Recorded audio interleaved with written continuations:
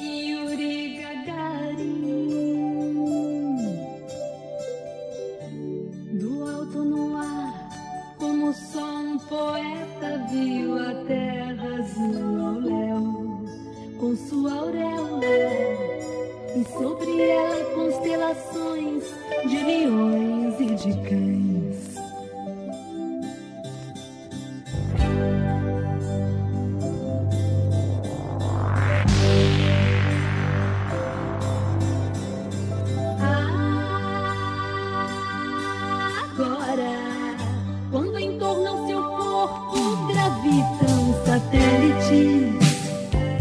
Estações orbitais e ampliam os limites da guerra e da paz.